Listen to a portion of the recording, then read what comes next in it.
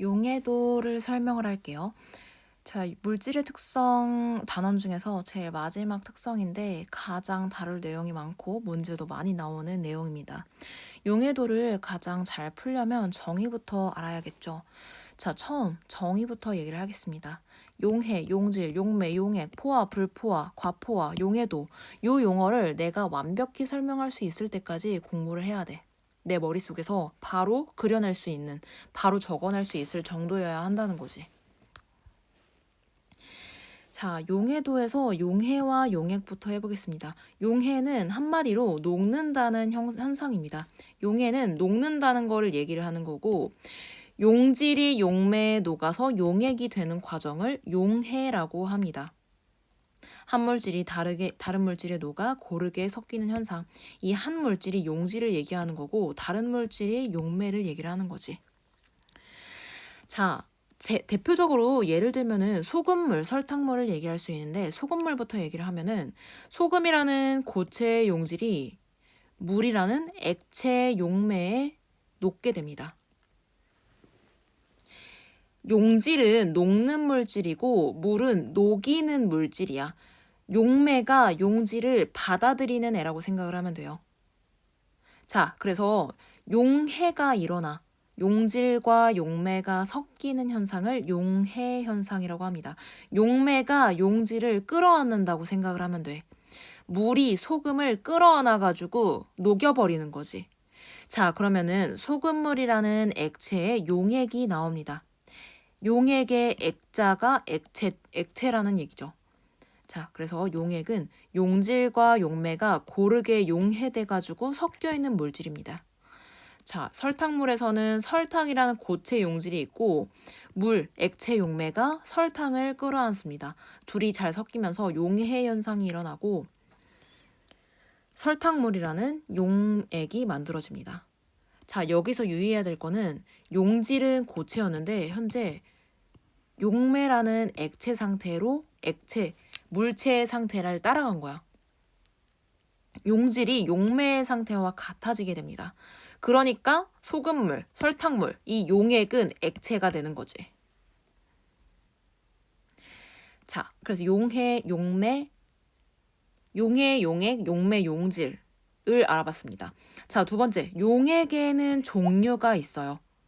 포화용액, 불포화용액, 과포화용액이 있습니다. 포화용액은 일정량의 용매, 일정량의 물에 용질이 최대로 녹아있는 용액이에요.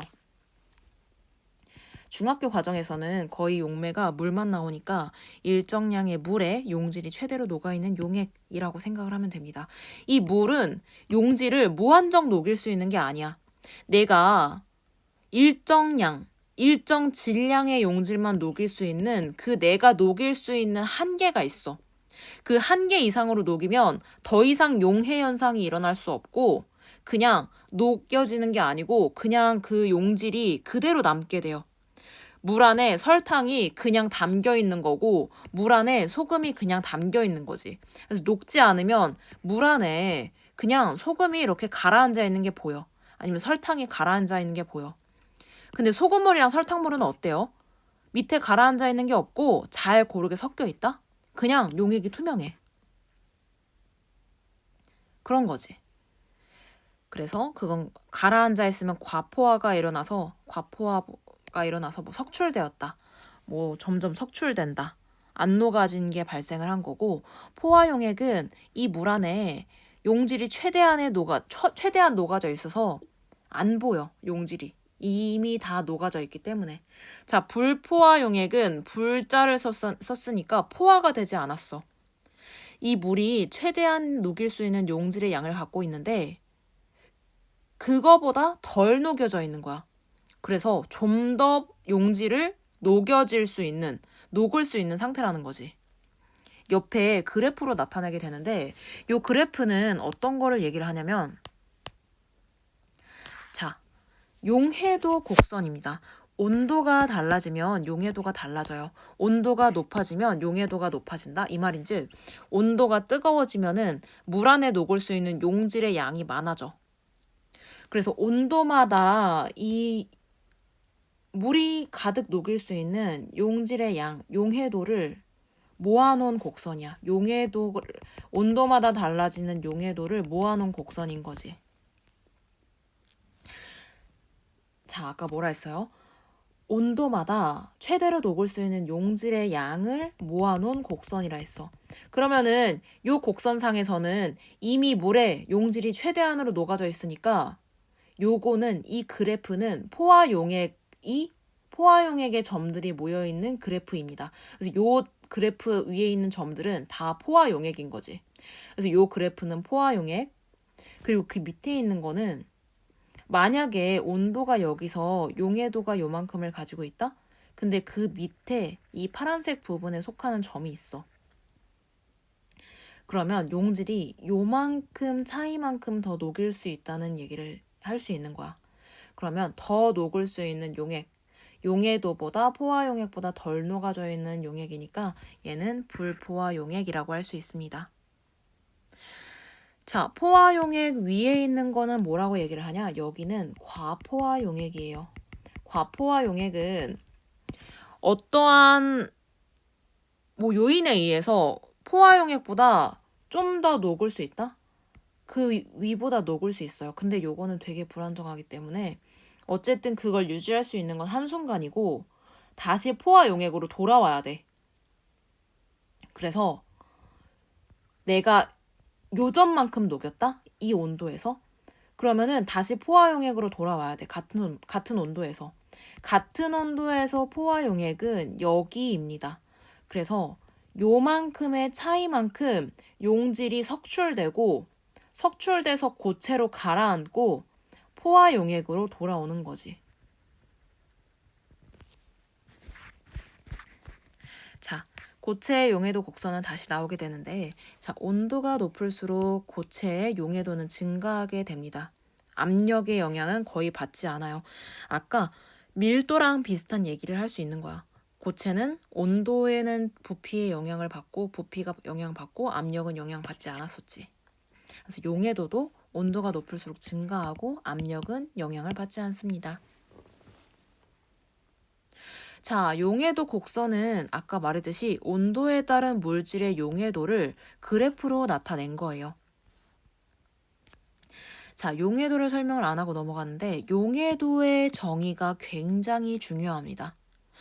어떤 온도에서 용매 100g에 최대로 녹을 수 있는 용질의 그람수예요. 여기서 유의를 해야 될 거는 용액 100g이 아니라 용매 100g, 물 100g에 최대로 녹을 수 있는 용질의 그람수라는 거지. 그래서 문제에서 용액의 그람수를 준 건지 물의 그람수를 준 건지 용질의 그람수를 준 건지 요 세 가지를 반드시 구분할 줄 알아야 합니다. 왜냐? 용해도는 기준이 용매 100g이기 때문에. 그래서 포화용액, 용매 100g에 최대로 용질을 녹이면 포화용액이 되니까 포화용액일 때의 녹은 물 100g의 녹은 용질의 그람수가 용해도라고 할 수 있어요. 일정한 온도에서 같은 용매에 대한 용해도는 물질의 종류에 따라 다르다? 용질의 종류에 따라서 달라요. 그래서 용해도는 물질의 특성이라고 할 수 있어. 용해도는 용질의 종류, 온도에 따라 달라집니다. 자, 밑에 볼게요. 온도에 따라 달라진 거는 요 그래프에서도 볼 수 있고 용질의 종류에 따라서도 용해도가 달라질 수 있어서 이거는 물질의 특성이라고 했었다. 자, 그래프를 보면은 질산나트륨, 질산칼륨, 황산구리, 염화칼륨, 염화나트륨 각각의 용해도 곡선이 나와 있는데 각각 다 다르죠. 자, 여기서 용질의 종류에 따라서 용해도가 다르다. 용해도는 물질의 특성이다 라고 할 수 있는 얘기가 여기 나오는 거지. 자, 여기서 얘기할 수 있는 게 몇 개가 있는데, 자, 첫 번째. 용해도 곡선상의 점은 그 온도에서 포화용액이다. 왜냐면 포화용액일 때의 용해도를 모아놓은 게 용해도 곡선이니까. 요거는 아까 했던 얘기고.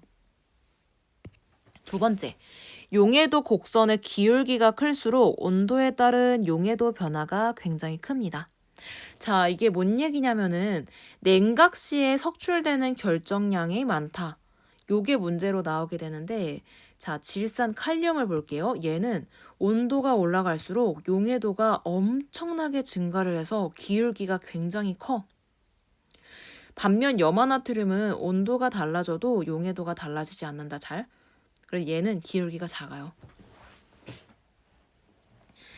자, 만약에 질산칼륨이 70도쯤에 한 138 정도, 138g 정도 용질이 녹아져 있다고 생각을 해볼게. 얘를 한 20도까지 낮추는 거야. 용액을. 자, 그러면 여기는 어디에 속해 있나요? 얘는 과포화 용액이라고 할 수 있습니다. 얘는 굉장히 불안정하기 때문에 같은 온도에 있는 포화 용액으로 되어야 해요. 포화 용액으로 되려면 어떻게 해야 돼요? 얘한테 녹아져 있는 용질을 다시 토해내야 돼. 용질을 다시 안 녹은 상태로 고체로 석출하게 됩니다. 얼마만큼? 포화 용액이 될 때까지 계속 녹아져 있는 용질을 토해내는 거야. 고체 상태로. 그래서 요만큼. 20도일 때는 용해도가 한 38 정도 되겠네. 자, 그러면은 원래 138이었으니까 100만큼 100g의 용질을 토해낼 수 있는 거지. 얘가 이게 그래프가 기울기가 크면 클수록 요렇게 뭐 기역자 모양을 그렸을 때 요렇게 차이 나는 양이 많다는 거지. 자, 근데 염화나트륨은 한 70도에서 요만큼 녹아져 있는데 20도로 줄였다? 근데 그냥 거의 포화용액이야. 얘는 고체로 석출되는 양이 거의 없는 거지. 20도로 낮춰도 거의 그냥 과포화가 아니라 포화용액이니까. 그래서 기울기가 클수록 냉각 시 석출되는 결정의 양이 많다라는 소리는 이 얘기입니다. 기역자를 그리는 과정인 거지. 자, 그래서 아까 했던 얘기인데 용질의 석출은 용액을 냉각하면 용해도가 감소하므로 냉각한 온도에서의 용해도보다 많이 녹아져 있던 용질이 고체로 석출되게 됩니다. 용액이 용질을 토해내는 과정이라고 생각을 하면 돼. 그래서 처음 온도에서 녹아져 있던 용질의 양에서 냉각한 온도에서 최대로 녹을 수 있는 용질의 양을 빼는 과정. 이거를 굳이 이렇게 공식으로 외울 필요는 없고 아까 선생님이 그래프에서 보여줬던 것처럼 이런 식으로 내가 유추해내는 과정이 중요합니다. 뭐 요 과정이랑 똑같아요. 자, 여기서는 포화 용액을 만드는 방법이라는 것도 문제로 나오는데, 자, 만약에 이 용해도 그래프상에서 A라는 용액이 있다 해볼게요. A는 어떤 용액인가요? 얘는 불포화 용액입니다. 그래프 아래에 있으니까. 나는 얘를 포화 용액으로 만들고 싶어. 포화 용액으로 만들려면 어떻게 해야 되나요? 그래프상의 점이 되어야 합니다. 자, 그래프상의 점이 되려고 하면은 첫 번째, 위로 올릴 수가 있다? 위로 올린다는 건 그냥 단순히 용질을 더 녹인다는 거야. 같은 온도에서 용질을 더 녹이면 그냥 당연히 포화 용액이 되겠지. 더 녹을 수가 있으니까. 자, 두 번째, 온도를 낮추면 된다? 그러면은 A의 점이 온도가 낮아지니까 왼쪽으로 가다가 그래프의 상이랑 그래프 상의 점이랑 만나게 됩니다. 요렇게 되면은 포화 용액이 되는 거지. 여기서 좀 더 냉각을 하면은 과포화 용액이 되니까 냉각하면서 석출되게 되는 거고 용질이. 그래서 포화 용액이 될 때까지만 온도를 낮추는 거지. 선생님 대각선은 안 되나요? 네, 됩니다. 되는데 너무 애매해. 온도도 적당히 낮춰야 되고 용질도 적당히 넣어야 되고 너무 번거로운 과정이기 때문에 그냥 온도를 낮추거나 용질을 올리거나 왼쪽으로 가거나 위쪽으로 가거나 둘 중에 하나로 배우는 거지. 자, 기체 용해도에 대한 설명을 할게요. 기체 용해도에서는 반드시 알아야 되는 게 기포라는 얘기가 나오는데, 자, 기포는 우리 눈에 어떤 형태로 보이나요? 물질의 상태가 어때요? 기체입니다. 기포라는 거는 액체 속에서 액체에 녹지 않고 기체 형태로 보이는 거예요. 아까 뭐라고 했나요? 정의를 얘기할 때 용질이 용매의 상태와 같아지는 게 용해라고 했었어. 만약에 기체 용질이 녹으면 기체 용질이 액체 용매에 녹으면은 용질이 어떤 상태가 될까? 기체 상태가 액체 상태로 되어야 합니다. 자, 근데 기체의 용해도에서는 기포는 기체가 용질의 상태를 유지하고 있어. 용매의 상태로 변하지 않았단 말이야? 아, 그러면 액체에 용매에 용해되지 않았구나. 용해되지 않은 상태입니다. 아까 고체가 석출된 거는 녹지 않을 때는 고체로 석출되게 되는 건데 기체에서는 녹지 않을 때는 기체 형태로 나오게 되는 거지. 기포 형태로 관찰이 되는 거지.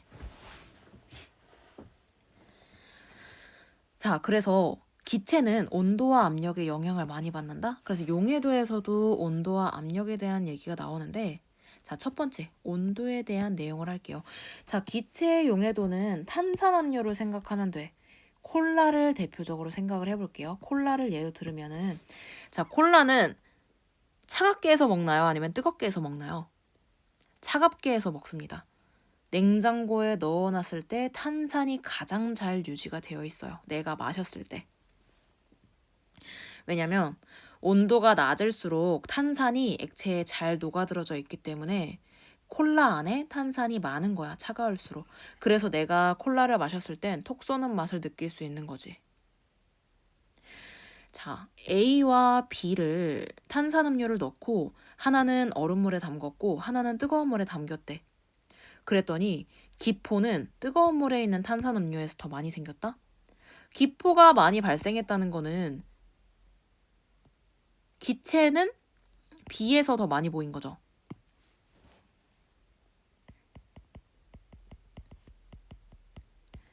기체는 용해되지 않은 거니까 용해되지 않은 정도는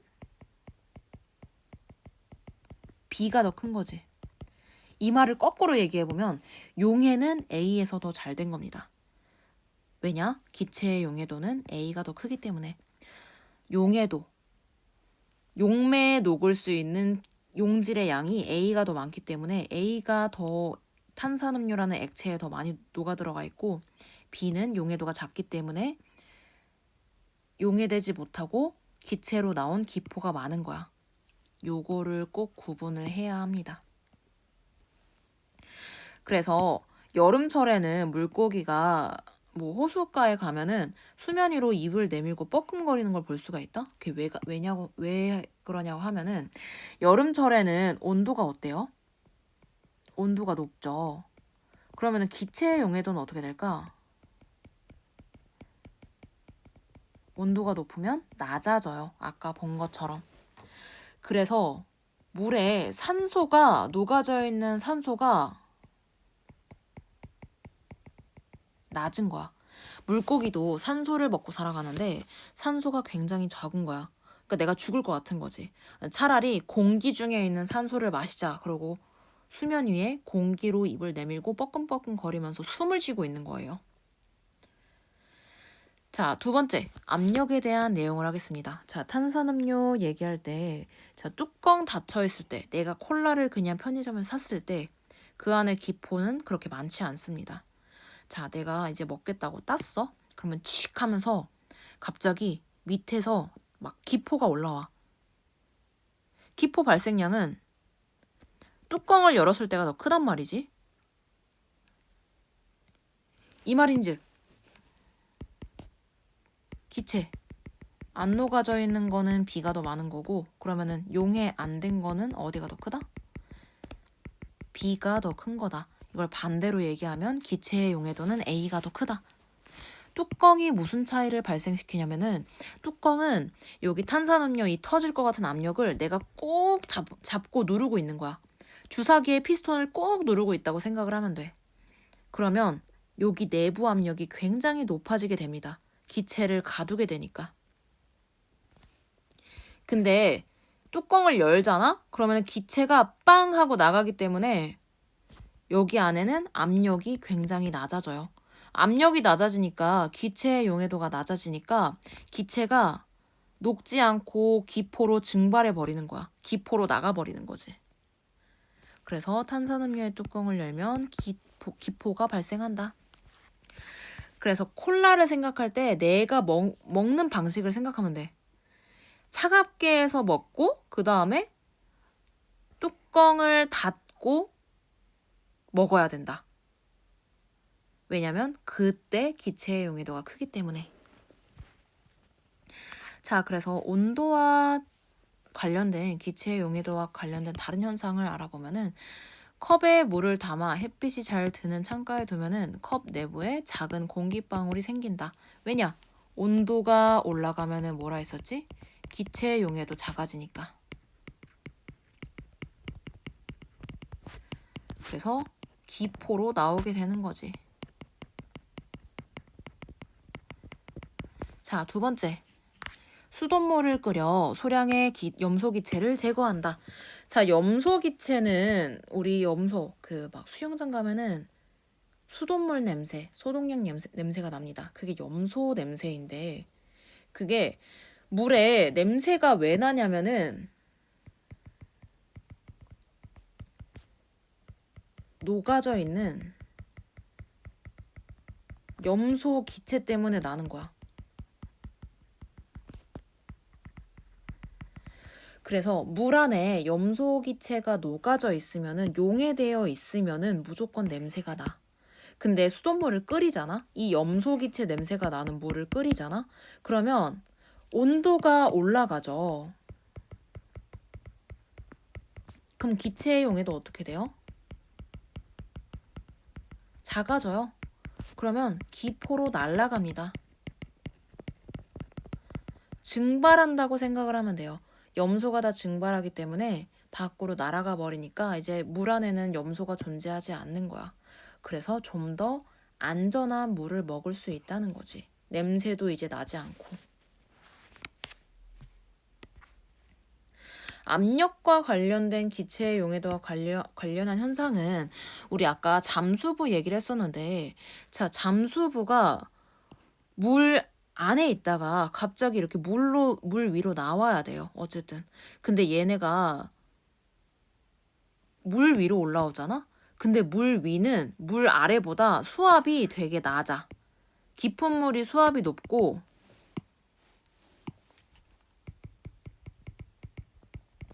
물 위는 수압이 낮아요.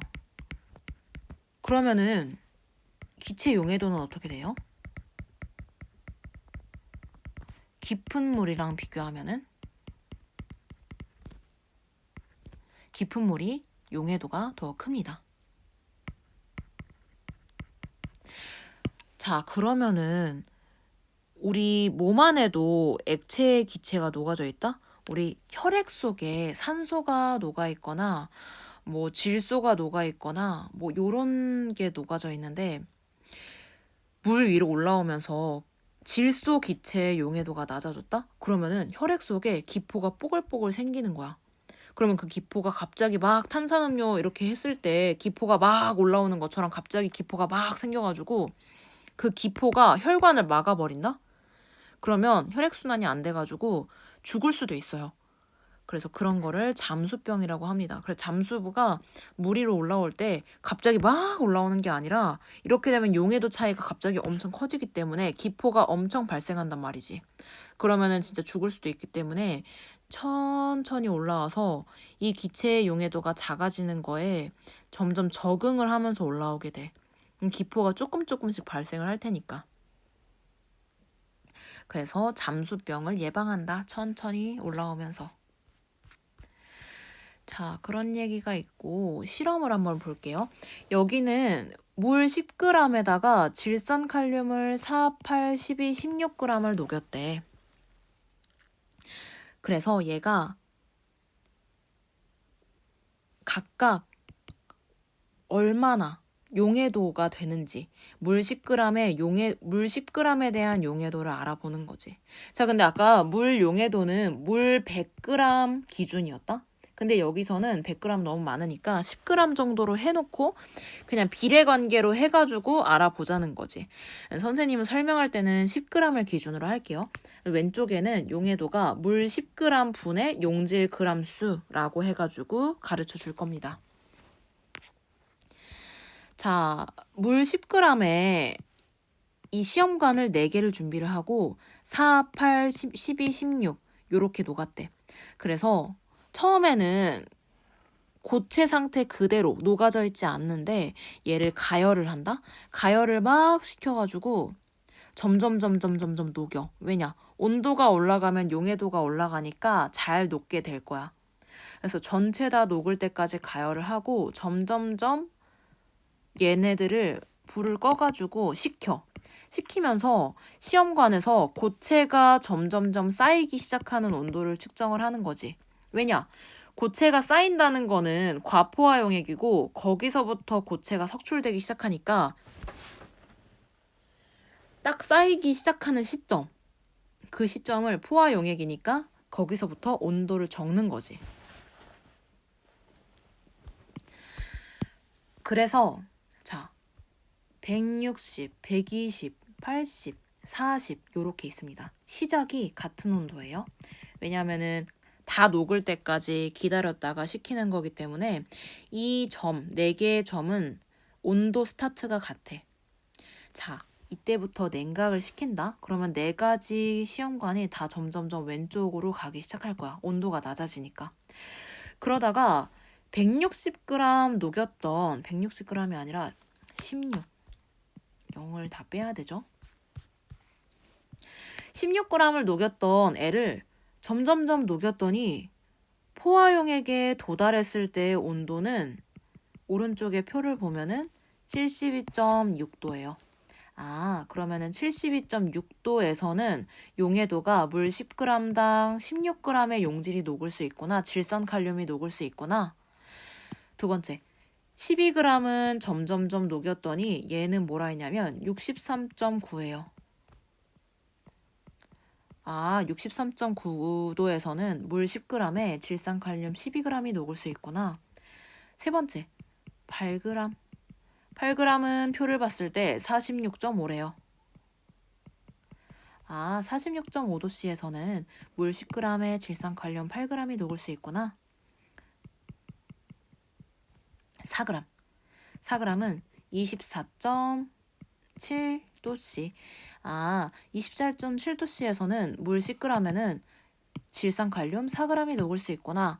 해서 이런 식으로 용해도 곡선을 그릴 수 있다는 거지. 그래서 용해도는 물 100g 기준이기 때문에 여기다가 모두 10을 곱해서 알아낼 수 있는 거야. 용매를 10배 했으니까 용질도 똑같이 10배를 하면 되니까 거기서 용해도가 나올 수 있는 거지. 160, 120, 80, 40 이렇게 해가지고.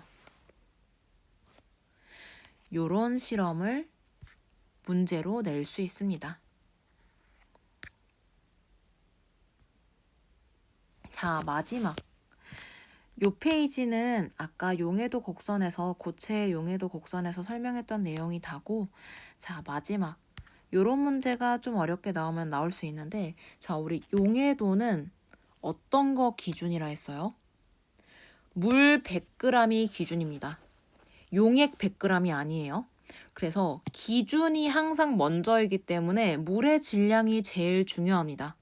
문제를 풀 때는 제일 먼저 파악해야 될 거는 물 100g일 때 해당 온도에서 용해도를 파악을 해야 되는 거야. 자, 그래서 3가지 경우의 수로 문제 유형이 있는데, 자, 첫 번째, 물의 질량이 100g인 경우에는 첫 번째로 용해도를 찾아야 합니다. 물 질량이 100g이라고 주어졌을 때는 가장 쉬운 문제야. 자, 첫 번째, 50도씨 물 100g에 물질 A를 녹여서 포화용액을 만들었대. 그때 20도씨로 냉각했을 때 석출되는 A의 질량을 구하시오. 물 50도씨 100g이 나와 있대요. 포화용액이래요. 그러면은 몇 그램 녹아져 있는 건가요? 포화용액일 때를 찾으면 되니까 그래프 위에 점을 찾으면 됩니다. 요 그래프에서 보면은 50도씨일 때 물 100g에서 용해도는 35g이래. 아, 물 100g에 35g의 용질이 녹아져 있구나. 20도씨일 때는 어때요? 50도씨에서 냉각을 시켜서 석출을 시켰더니 요만큼 포화용액을 만들었더니 15g, 요만큼 차이만큼 석출이 되는 거야. 그래서 여기 포화용액에서는 20g이 녹아져 있구나. 그래서 요 차이만큼 석출량 15g이 나오는구나 라는 거를 알 수 있습니다. 요대로 유제 1을 풀어볼게요. 70도씨 물 100g 물질 A를 녹여 포화용액을 만들었대. 그러면은 70도씨 용해도 물 100g 네, 용질 얼마예요? 60g입니다. 근데 50도씨로 냉각을 한대. 그러면 얼마예요? 포화용액일 때는 35g이 녹을 수 있습니다. 아, 그러면 석출되는 양은 얼마? 60 빼기 35 해서 25g이구나. 요게 가장 쉬운 문제. 자, 근데 물의 질량이 항상 100g으로 주어지진 않습니다. 물의 질량이 100g이 아닌 경우에는 물의 질량에 맞춰서 계산을 해야 돼요. 75도씨 물 50g이래. 근데 여기다가 25g을 녹인 거야. 얘를 20도씨로 냉각을 할 때 석출되는 A의 질량을 구하래. 물 50g에 물질 A 25g을 녹였대. 그러면은 20도씨일 때 포화용액 물 100g일 때는 포화용액의 용해도, 용질의 그람 수가 얼마지? 를 처음부터 알아봅니다. 그러면은 물 100g일 때는 20g이 녹을 수 있는데 이제 물의 양이 반이니까 녹을 수 있는 용질의 양도 반인 거지. 아, 20도씨 용해도는 그래서 10g이구나. 물 50g일 때는. 그래서 25g에서 10g을 빼서 15g이 됩니다. 유제 2를 풀어볼게요. 50도씨 물 200g이래. 이번엔 2배야. 여기다가 60g의 용질을 녹였대. 20도씨에서는 얼마? 바로 할게요. 물 200g일 때 포화용액일 때 얼마 녹을 수 있어요? 20에서 2 곱해야 되니까 40g입니다.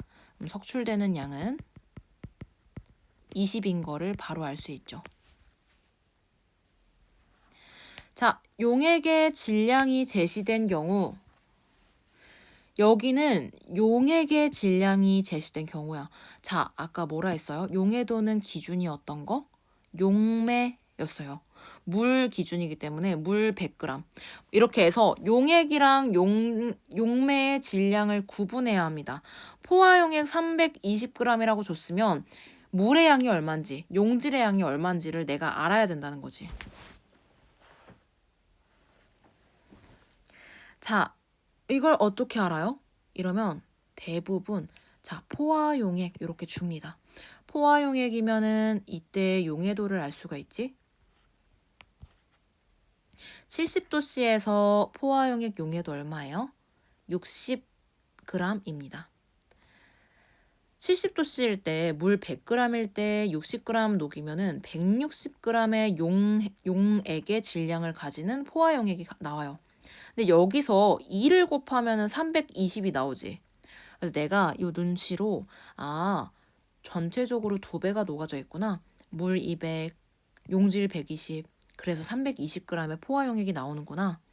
요런 식으로 알아내는 겁니다. 원래 물 100g일 때 용액의 질량을 구하고 몇 배이구나 해서 알아내는 거야. 자, 근데 이때 50도씨로 냉각했을 때 A의 질량을 구하래. 그러면 50도씨일 때는 물 200g으로 맞춰줘야 되니까 그러면은 70g이 녹을 수 있으니까 총 석출량은 120 빼기 70이니까 50g이구나. 유제 3을 풀어볼게요. 50도씨일 때 포화용액 67.55g이래.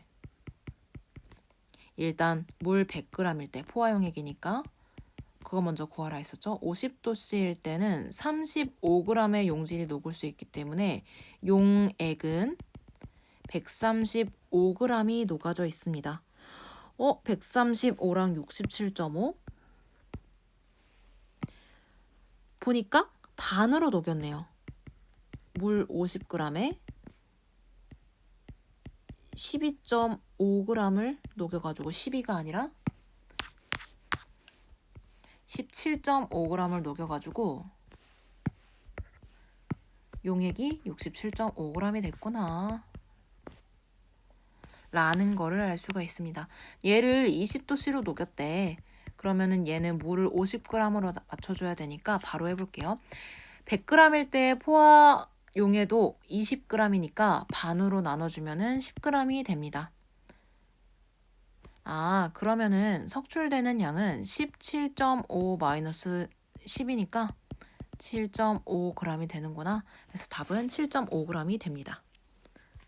이런 식으로 유형 3개를 나눠서 여기서 제일 유의해야 될 거는 용액의 질량이 제시됐을 때 낚이지 말아야 된다는 것을 꼭 얘기해주고 싶습니다.